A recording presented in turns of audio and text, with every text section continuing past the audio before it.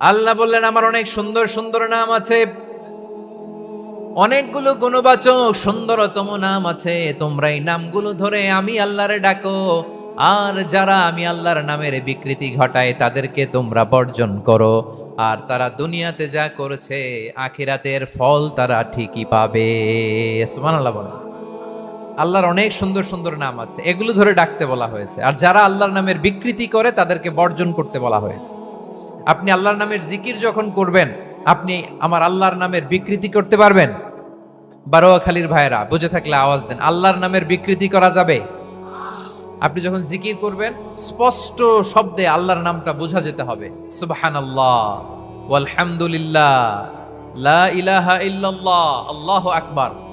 একসাথে মিলিয়ে করেন অথবা আলাদা আলাদা করেন, অথবা শুধু আল্লাহ আল্লাহ এই নামের জিকিরও যদি করেন স্পষ্ট বোঝা যাইতে হবে। আল্লাহর নামের বিকৃতি করা যাবে, কিন্তু আল্লাহর নামের বিকৃতি করে জিকির এদেশে আছে না নাই? আছে। দেখবেন জিকিরের মধ্যে হুই হুই হুই হুই হুই এরকম করতেছে, আছে না নাই? সবাই মিলে লাফাচ্ছে, দফাচ্ছে, মাথা ঝুলাচ্ছে, আর কি কি যেন বলে, ওইটার মধ্যে আমি আল্লাহর নাম খুঁজে পাই না, এরকম আছে না নাই? হ্যাঁ, হই হই করে কিম্ভূত কিমাকার অদ্ভুত আওয়াজ করে তারা জিকির করে, সেখানে আল্লাহর নাম নাই। এই জিকির আল্লাহর কাছে গ্রহণযোগ্য হবে? আল্লাহ বলেন ওয়াযারুল্লাযীনা ইউলহিদুনা ফি আসমাইহি, খবরদার আমার নামের যারা বিকৃতি ঘটায় তাদেরকে তোমরা বর্জন করো। এজন্য জিকির যখন করব সুস্পষ্টভাবে আল্লাহ তাআলার নাম সেখানে থাকতে হবে, ঠিক কিনা বলেন? আবার আল্লাহ বলেন যেমন মনে চায় তেমন জিকির তোমরা করো না। ফাযকুরুল্লাহা কামা আল্লামাকুম মা লাম তাকুনু তা'লামুন। তোমরা জানতে না, আল্লাহ তোমাদের জানিয়েছেন কেমন করে আল্লাহর নামের জিকির করতে হয়। যেমন আল্লাহ শিখিয়েছেন তেমন করে আল্লাহরে ডাকো, ঠিক কিনা বলেন? আল্লাহ তাআলা যেমন শিখিয়েছেন তেমন ভাবে আল্লাহ তাআলাকে ডাকতে হবে, ঠিক ওই পদ্ধতিতে আল্লাহ তাআলার নাম যুক্ত হবে।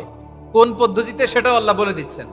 আল্লাহ তাআলা বললেন ওয়াজকুর রাব্বাকা ফি নাফসিকা তাদাররুআন ওয়া খীফাতান ওয়া দুনাল জাহরি মিনাল কওলি বিল গুদুই ওয়াল আসাল ওয়া লা তাকুম মিনাল গাফিলিন। খবরদার আল্লাহর নামের জিকির করো, আল্লাহকে ডাকো।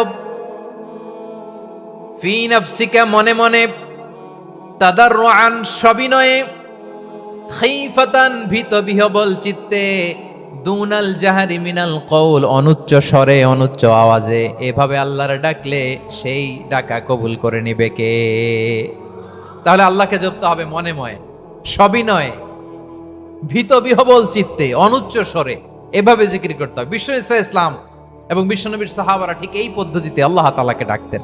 তাহলে এই যে আল্লাহ তাআলার সুন্দর সুন্দর নামগুলো আছে, এগুলো ধরে আমরা আল্লাহ তাআলার জিকির করব, তার প্রশংসা করব, তার পবিত্রতা বর্ণনা করব, তাহলে খুশি হবেন কে? বিষ্ণু ঈসা ইসলাম বলেন আশ-শাইতানু জাসিম আলা কলবি ইবনে আদম। শয়তান বনি আদমের কলবের মধ্যে এরকম খামচি মেরে বসে থাকে। খামচি বোঝেন তো? শয়তান বনি আদমের হৃদয়ে কলবে খামচি মেরে বসে থাকে। ফাইদা যাকারাল্লাহ খানাসা, যখন মানুষ আল্লাহর জিকির করে শয়তান দৌড়ে পালায়। ওয়া ইদা গাফালা ওয়াসওয়াসা, আর মানুষ যখন অমনোযোগী হয়, গাফিল হয়, শয়তান আবার টেম্পটেশন দেয়, আবার ধোঁকা দেয়, আবার ওয়াসওয়াসা দেয়। এজন্য বিশ্বনবী বলতেন লা ইয়াজালু লিসানুকা রাতবান মিন যিকরিল্লাহ, সব সময় প্রতি মুহূর্তে সর্বক্ষণে তোমার জিহ্বাটা আল্লাহর জিকির দিয়ে ভিজা রাখবা, আল্লাহর জিকির দিয়ে সিক্ত রাখবা, তাহলে কবুল করবে কে? সবাই পড়েন সুবহানাল্লাহ, আলহামদুলিল্লাহ, লা ইলাহা, সুবহানাল্লাহ, আলহামদুলিল্লাহ, লা ইলাহা ইল্লাল্লাহ, লা ইলাহা ইল্লাল্লাহু মুহাম্মাদুর রাসূলুল্লাহ সাল্লাল্লাহু আলাইহি ওয়াসাল্লাম। প্রিয় ভাইরা, আল্লাহ তাআলার অনেকগুলো নাম আছে। আল্লাহ তাআলার এই নামগুলো ধরে তার নাম আমাদের ডাকতে হবে, জপতে হবে। বিষ্ণু ঈসা ইসলাম বলেন ইন্না লিল্লাহি তিসআতান ওয়া তিসঈনা ইসমান মিআতান ইল্লা ওয়াহিদা। আল্লাহর রয়েছে 99টা নাম, এক কম 100। এক কম, হ্যাঁ, আমরা বাংলায় বলি না যে এক কম 100, মানে আসলে কয়টা? 99টা। বিশ্বনবী বলেন আল্লাহর 99টা নাম আছে, মিআতান ইল্লা ওয়াহিদাম, এক কম 100। মান আহসাহা দাখালাল জান্নাহ, যে ব্যক্তি এই 99 নাম মুখস্থ করে তার সিনার ভেতরে রাখবে, আল্লাহ তাআলা তাকে জান্নাত দিয়ে ধন্য করে দেবে। এবার বলেন আল্লাহর নামগুলো জানার দরকার আছে না নাই? না, এই নামগুলো আমরা যোগ্য মুখস্থ করব। এই নামগুলো আগে আয়ত্ত করতে হবে। এই নামের যে অর্থ সেটা অনুধাবন করতে হবে। এই নামের যে দাবি সেটা মানতে হবে। সিবগাতাল্লাহ ওয়া মান আহসানু মিনাল্লাহি সিবগা ওয়া নাহনু লাহু আবিদুন। আল্লাহর রঙে রঙিন হইতে হবে। আমার আল্লাহ দয়ালু, আমরাও দয়ালু হতে হবে। আমার আল্লাহ সহনশীল, আমরাও সহনশীলতার চর্চা করতে হবে। আমার আল্লাহ মেহেরবান, আমরাও মেহেরবান হতে হবে। বিষ্ণু ঈসা ইসলাম আল্লাহর এই চমৎকার সুন্দরতম নামগুলো ধরে ধরে আল্লাহর কাছে চাইতেন। আপনি যখন দোয়া করবেন, আল্লাহর নামগুলো ধরে যদি দোয়া করেন, আল্লাহ ওই দোয়া ফিরায় দেয় না। সুবহানাল্লাহ বলেন। আপনি যদি দোয়ার মধ্যে বলেন ইয়া রহমান, সবাই বলেন ইয়া রহমান, ইয়া রাহিম, ইয়া হাইয়ু, ইয়া কাইয়ুম, আল্লাহর চমৎকার নামগুলো ধরে ধরে যদি আল্লাহর কাছে ফরিয়াদ করেন, আল্লাহর নামগুলো ডাকেন, মুহূর্তেই কবুল করবে কে? বিষ্ণু ঈসা ইসলাম এভাবে আল্লাহর নামগুলো ধরে ধরে জিকির করতেন, আল্লাহর নাম জপতেন। তিনি বলতেন আসআলুকা বিকুল্লি ইসমিন হুয়া লাক, আল্লাহ তোমার যত নাম আছে সব নামের ওসিলায় তোমার কাছে ফরিয়াদ করি, সব নামের ওসিলায়। আনসালতাহু ফি কিতাবিক, যে নাম তুমি তোমার কিতাবে নাজিল করেছো। আও আল্লামতাহু আহাদাম মিন খালকিক, অথবা তোমার কোন সৃষ্টিকে তোমার নাম তুমি জানিয়েছো। আও ইস্তাসারতা বিহি ফি ইলমিল গায়বি ইনদাক, অথবা গায়েবের জ্ঞানে তুমি তোমার নিজের জন্য ওই নামগুলো সংরক্ষিত রেখে দিয়েছো। সব নামের ওসিলায় তোমার কাছে চাই। সুবহানাল্লাহ পড়েন। তার মানে আল্লাহ তোমার যে নামগুলো আমরা জানি এগুলার ওসিলায়ও চাই, যে নামগুলো আমরা জানি না সেগুলোর ওসিলায়ও চাই। আল্লাহর সব নাম আল্লাহ আমাদেরকে জানায় নাই, কিছু নাম জানিয়েছেন, কিছু নাম তিনি জানান নাই। সুবহানাল্লাহ বলেন। আল্লাহ তাআলা তার কিছু নাম কোরআনে উল্লেখ করেছেন, কিছু নাম স্পেশাল কিছু নবীদেরকে জানিয়েছেন, আর কাউকে জানান নাই। কিছু নাম তিনি কিয়ামতের দিন আমাদের সামনে প্রকাশ করবেন যে এইটাও আমার একটা নাম, এটা তোমরা কেউ জানতা না। সুবহানাল্লাহ, সারপ্রাইজ হিসেবে আল্লাহ তাআলা রেখে দিয়েছেন, কেউ জানে না। কিয়ামতের দিন আল্লাহ তাআলা সেই নামগুলো জানাবেন। আর কিছু নাম আছে সেই নামগুলো আল্লাহ কোরআনেও বলে নাই, কোন নবীরেও জানায় নাই, কিয়ামতের দিনও সারপ্রাইজ হিসেবেও জানাবে না। ওই নামগুলো স্বয়ং খোদ আল্লাহ ছাড়া কেউ জানে না। এজন্য বিশ্বনবী দোয়ার সময় বলতেন, আল্লাহ তোমার যে নামগুলো জানি, যে নামগুলো জানি না, সব নামের বরকতে তোমার দরবারে চাই, সব নামের ওসিলায় তোমার কাছে ফরিয়াদ করি। সুবহানাল্লাহ বলেন। তাহলে সূরা হাশরের মধ্যে আমরা আল্লাহর মোট কয়টা নাম পাবো দেখি, মনে আছে কিনা? হ্যাঁ, কয়টা? আওয়াজ করে বলেন কয়টা? মাশাআল্লাহ। এই 14টা শোনার আগ্রহ আছে? এই দুই একজন যে ওঠা বসা করতেছেন, এই ডাস্টে তো ডাস্ট অ্যালার্জি হয়ে যাবে, ধুলাবালিতে আসার সময় তো অনেক ধুলা খাওয়াইছেন আমার এই জায়গায়।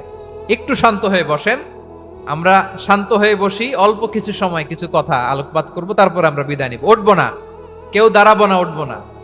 সেই গতকাল থেকে, গত রাত থেকে আমি দেখেছি তো আপনাদের কাণ্ড কারখানা, ভিডিওতে দেখেছি, কাঁথা বালিশ নিয়ে গত রাতে চলে আসছে। তো অনেক কষ্ট করে অনেক সময় অপেক্ষা করেছেন, আর অল্প কিছু কয়েক মিনিট আপনারা বসেন, আমরা একসাথে বিদায় নেব ইনশাআল্লাহ। তাহলে প্রিয় বারুয়াখালীবাসী, বলেন তো সূরা হাশরের শেষ 3 আয়াতে আল্লাহর কয়টা নামের দেখা মিলবে? সবাই একসাথে আওয়াজ করে কয়টা? আসুন আমরা শুরু করে দিই। আল্লাহ তাআলা বলছেন, হুয়াল্লাহুল্লাযী লা ইলাহা ইল্লা হুয়া আলিমুল গায়বি ওয়াশ শাহাদাতি হুয়ার রহমানুর রহিম। আল্লাহ বলেন হুয়াল্লাহ, তিনি হলেন আল্লাহ, আল্লাযী লা ইলাহা ইল্লা হু, তিনি ছাড়া কোনো ইলাহ নাই। আছে নাকি? বারুয়াখালীবাসী আওয়াজ করে বলেন তো দেখি, আমাদের ইলাহ কয়জন? আর জোরে বলেন। একজন হইলে ভালো না বেশি হইলে ভালো? ওয়া ইলাহুকুম ইলাহু ওয়াহিদুন লা ইলাহা ইল্লা হুয়ার রহমানুর রহিম। আল্লাহ বলেন তোমাদের ইলাহ হলো একজন, তিনি ছাড়া কোনো ইলাহ নেই, তিনি দয়াময়, তিনি মেহেরবান। ইলাহ যদি একজন না হয়ে দুইজন হতো, ঝামেলা আছে না নাই? লাউ কানা ফীহিমা আলিহাতুন ইল্লাল্লাহু লাফাসাদাতা। আকাশ এবং জমিনের মধ্যে ইলাহ একজন না হয়ে যদি মাত্র দুইজন হতো, আকাশ জমিন ভেঙে খান খান হয়ে যেত। ঠিক কিনা বলেন? দুইজন ইলাহ হইলে খান খান হয়ে যেত। আমাদের রব একজন হইলে ভালো না বেশি হইলে ভালো? কথা বুঝতেছেন?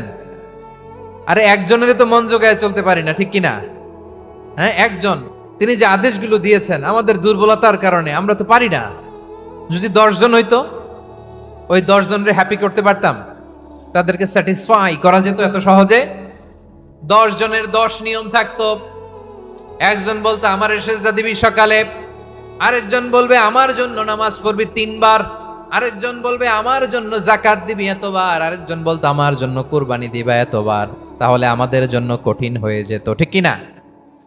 যদি ইলাহ একজন না হয়ে একাধিক হতো, একজন বলতো না আমি মহাবিশ্ব এভাবে চালাবো, আরেকজন বলতো না আমার মন চায় এভাবে, আমি এভাবে চালাবো, একজন বলতো সূর্য আমি পূর্ব দিকে উঠাবো, আরেকজন বলতো না আমি দক্ষিণ দিকে উঠাবো, আরেকজন বলবে না আমি উত্তর দিকে উঠাবো। এরকম আছে না নাই?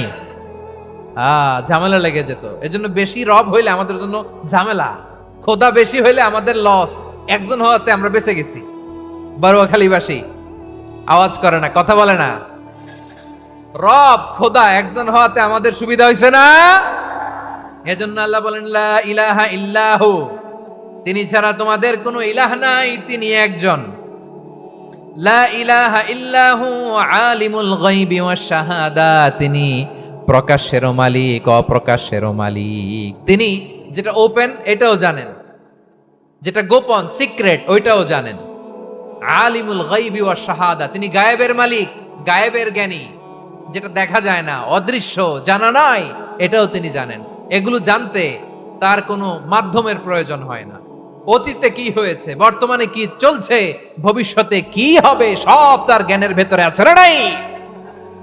এজন্য আল্লাহ বললেন আলিমুল গায়বি ওয়াশ শাহাদা, তিনি গায়েবের জ্ঞান রাখেন, তিনি দৃশ্য জগতের জ্ঞান রাখেন, তিনি প্রকাশ্য জগতের জ্ঞান রাখেন, তিনি গোপন জগতের জ্ঞান রাখেন। তার কাছে কোনো কিছু গোপন নাই, ঠিক কিনা বলেন? হুয়ার রহমানুর রহিম, তিনি হলেন দয়াময়, তিনি হলেন মেহেরবান। এই যে শুরু হলো 14 নামের প্রথম দুইটা, আর রহমান আর রহিম। হুয়ার রহমানুর রহিম, তিনি হলেন the most gracious, the most merciful, তিনি দয়াময়, তিনি অতিশয় মেহেরবান। সুবহানাল্লাহ বলেন। তার দয়ার কোনো শেষ নাই, তার মায়ার কোনো শেষ নাই। আল্লাহ রব্বুল আলামিন বলেন, গোলাম ও আমার ইমানদার বান্দারা শোনো শোনো, ও আমার বিশ্বাসী বান্দারা শোনো শোনো, লা তাসুবুল্লাযীনা ইয়াদউনা মিন দুনিল্লাহ ফায়াসুবুল্লাহা আদওয়ান বিগাইরি ইলম। ও আমার বিশ্বাসী বান্দারা, যারা আল্লাহকে ব্যতি রেখে, আল্লাহকে বাদ দিয়ে অন্য উপাস্যকে ডাকে, দেবীর পূজা করে, তোমরা খবরদার তাদের গালি দিও না। আওয়াজ করে বলেন, কি দিও না? আল্লাহ বলেন, ও বিশ্বাসীরা শোনো, যারা আল্লাহকে বেছে রেখে দেবীর পূজা করে, অন্য উপাস্যের পূজা করে, তাদেরকে ডাকে, ওই দেবতাদেরকে তোমরা গালি দিও না। যদি ওই দেবতাদেরকে গালি দাও, তাহলে ভুলবশত, শত্রুতাবশত তারা তোমাদের রব আল্লাহকে গালি দেবে, ঠিক কিনা? তোমরা যদি তাদের দেবতাদের গালি দাও, ওরা রেগে তোমার আল্লাহরে গালি দিবে, তাহলে আল্লাহরে গালি খাওয়ানোর কারণ হয়ে গেলাম আমি, ঠিক কিনা বলেন? রব্বুল আলামিন বলেন, খবরদার বিশ্বাসীরা, আল্লাহ ছাড়া যারা অন্যান্য উপাস্যদেরকে ডাকে, দেবতাদেরকে ডাকে, তাদেরকে তোমরা গালি দিও না। ওই সমস্ত দেবতাদেরকে যদি তোমরা গালি দাও, তাহলে তারা আল্লাহকে গালি দিবে, ঠিক কিনা বলেন? আমরা দেবতাদের গালি দিলে ওরা আল্লাহকে গালি দিবে। রব্বুল আলামিন বলেন, খবরদার দেবতাদেরকে গালি দিও না, তাহলে ওরা তোমার রব আল্লাহরে গালি দেবে। প্রতিটি জাতির জন্য তাদের কাজকে আমি আল্লাহ সুশোভিত করে রেখেছি। তারা সবাই একদিন আমার কাছেই ফিরে আসবে। এরপর আমি রব্বুল আলামিন তাদের আমলনামা তাদেরকে জানিয়ে দেব। সুবহানাল্লাহ পড়ে। প্রিয় ভাইয়েরা, আল্লাহ তাআলা বলেছেন খবরদার গালি দিও না। আদেশটা কার? আওয়াজ করে বলেন তো। হিন্দুদের দেবতা দেবদেবীদেরকে গালি দেওয়া যাবে না। আওয়াজ করে বলুন প্রিয় ভাইয়েরা, এই আদেশটা কার? এই আপনাদের গলার আওয়াজ। অন্য ধর্মের দেবতাদেরকে যে গালি দেওয়া যাবে না, এই আদেশটা কার? আরো জোরে বলুন কার? গালি দিবেন কোন দেবতাকে? দিবেন? যদি দেন তাহলে ওরা আল্লাহরে গালি দিবে। তাহলে আল্লাহরে গালি খাওয়াইলো কে? আপনি। ঠিক কিনা বলেন? আমি আল্লাহকে গালি খাওয়ানোর কারণ হলাম। কারণ আমি যদি গালি না দিতাম ওরা আমার রবকে গালি দিত না। আওয়াজ করে বলেন ঠিক কিনা? তাহলে প্রিয় ভাইয়েরা, ইসলাম আমাদেরকে শিখায়, সূরাতুল আনআমের 108 নম্বর আয়াত থেকে আমরা বুঝলাম কোন ধর্মকে ছোট করা যাবে না। অন্য ধর্মকে ছোট করা মানে ইসলামকে ছোট করা। অন্য ধর্মের দেবতাকে গালি দেওয়া মানে আল্লাহকে গালি খাওয়ানো। আওয়াজ করে বলেন ঠিক কিনা? খবরদার, এটা করা যাবে না। আর অন্য ধর্মের দেবতাকে যদি আপনি গালি দেন, ওরা ইসলাম থেকে দূরে সরে যাবে। যাও ইসলামের প্রতি আকৃষ্ট হয়েছিল আর কোনোদিন ইসলামের ধারে কাছে আসবে না। আওয়াজ করে বলেন ঠিক কিনা? এজন্য কখনো কোনোদিন অন্য ধর্মের দেবতাদেরকে গালি দেয়া যাবে না। অন্য ধর্মের কোন দেবতাদেরকে আমরা গালি দিব না, গালি দিব না। বরং ইসলামের beauty, the beauty of Islam, ইসলামের সৌন্দর্যকে আমরা তুলে ধরব। আমরা যদি বিশ্বনবী সাল্লাল্লাহু আলাইহি ওয়াসাল্লামের জীবনের দিকে তাকাই, তাহলে আমি দেখব বিষ্ণু ইসা ইসলাম মক্কাতে কিংবা মদিনাতে অন্য ধর্মের লোকদের সাথে খুব পিসফুলি লাইফ লিড করেছেন। হোক মুশরিক, হোক খ্রিস্টান, হোক ইহুদি, বিশ্বনবী সবার সাথে মিলেমিশে ছিলেন। আলহামদুলিল্লাহ বলেন। ইসলাম হচ্ছে পিসফুল রিলিজিয়ান। অন্য ধর্মের প্রতি সহনশীলতার সবক ইসলাম আমাদেরকে দেয়। কিন্তু প্রতিটি মুসলিমের এটা মনে রাখতে হবে, আল্লাহর কাছে পছন্দনীয় গ্রহণযোগ্য ধর্ম, জীবনাদর্শ একটি, সেটা হচ্ছে ইসলাম। আওয়াজ করে বলেন সেটা কি? লালমনিরহাটের ভাইয়েরা আওয়াজ করে বলুন, আল্লাহর কাছে মনোনীত ধর্ম একটি, সেটা কি? এজন্য রব্বুল আলামিন বলেন, ইন্নাদ-দীনা ইনদাল্লাহিল ইসলাম, আল্লাহর কাছে মনোনীত গ্রহণযোগ্য অ্যাকসেপ্টেড ধর্ম মতাদর্শ একটা, সেটা হলো ইসলাম। ইসলাম ছাড়া অন্য কোন ধর্ম যদি কেউ তালাশ করে, তার ওই ধর্ম আল্লাহ গ্রহণ করবে না।